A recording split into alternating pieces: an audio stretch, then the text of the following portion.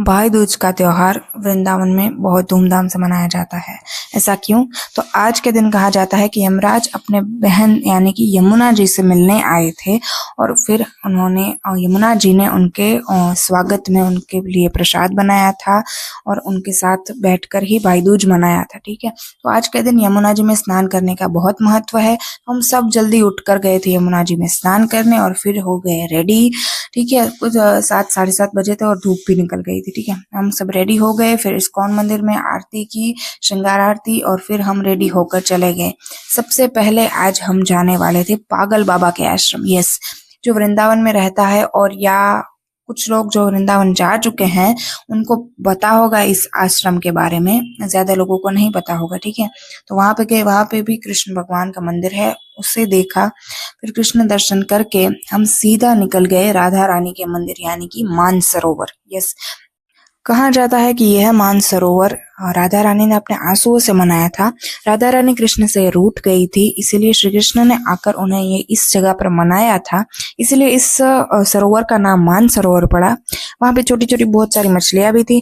वहां प्रसाद में कुछ सोन पापड़ी जैसा मिलता है। ठीक है, वो बहुत बढ़िया था, तो मुझे तो पसंद आया, तो मैंने ज्यादा ले लिया। ठीक है, फिर हम वहां से चले गए सीधे भांडीरवन। यस, इस जगह के बारे में बहुत सारे लोगों ने सुना होगा और कई लोग गए भी होंगे। भांडीरवन आया है गुप्त वृंदावन में। यस, तो वहां पे ब्रह्मा जी ने राधा रानी और श्री कृष्ण का विवाह करवाया था। इस जगह को भांडीरवन के नाम से जाना जाता है। ठीक है, तो यहाँ पे राधा रानी और कृष्ण भगवान का विवाह हुआ था। ठीक है, फिर वहां पे मधुकरी की प्रसादी भी मिलती है, वो लेना बहुत जरूरी है। ठीक है, प्रसादी लेकर हम थोड़ी आगे गए, वहां पे एक हवन कुंड था, जिस हवन कुंड में यानी कि वो जो जगह थी वहां पे श्री कृष्ण और राधा रानी का विवाह हुआ था। देखिए इसी जगह पे। ठीक है, फिर वहां पे भी प्रसादी मिल रही थी, हमने प्रसादी ली। ये माता जी हैं, वो भी इंस्टा पे ब्लॉग्स बनाती हैं और भांडीरवन के बारे में बताती हैं। ठीक है, वहां प्रसादी लेकर हम फिर चले गए गुप्त वृंदावन के एक और विचित्र जगह।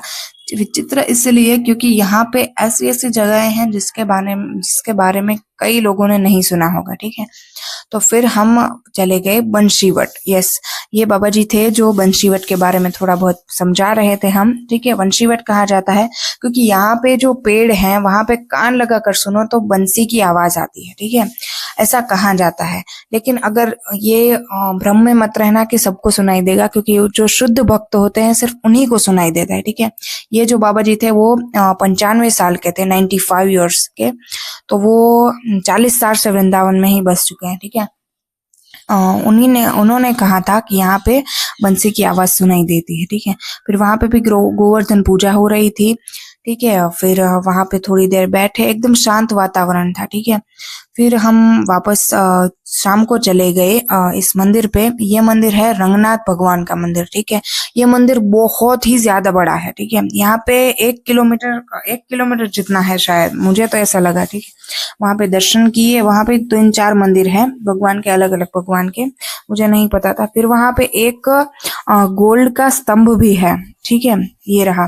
तो वो गोल्ड का स्तंभ ना बहुत ही ज्यादा पुराना है ऐसा कहा जाता है, और वो आज भी वैसे का वैसा ही है। फिर वहां पे दर्शन कर लिए।